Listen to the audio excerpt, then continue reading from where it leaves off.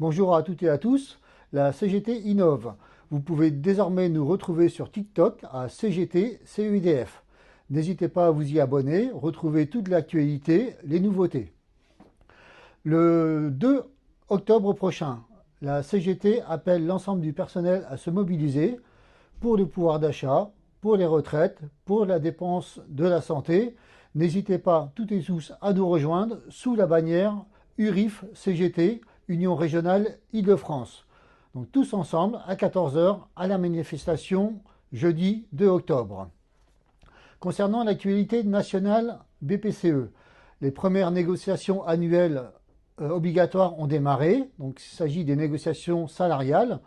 Pour l'instant, on ne peut pas dire que les choses soient brillantes. La direction s'attachant à dire tout simplement qu'il y a des guerres, qu'il y a une crise économique, que le contexte est difficile et que bien entendu, les salariés devront à nouveau en payer les pots cassés.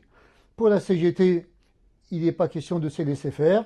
Les caisses d'épargne qui se cachent derrière BPCE plutôt, ne peuvent pas ne pas augmenter les salaires. La CGT demandera une augmentation mensuelle collective de 300 €, une prime équivalent à un mois de salaire et l'indexation des salaires sur l'inflation.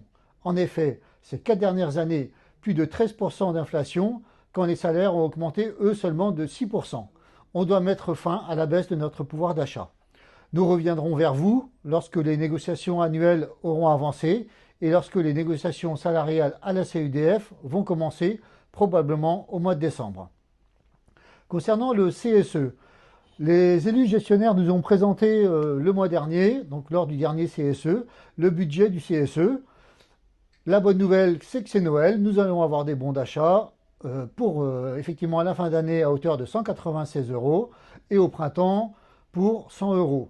C'est des bonnes nouvelles pour toutes et tous, ça améliore notre pouvoir d'achat, mais il ne faut pas être dupe, c'est un budget lié aux élections de juin de l'année prochaine.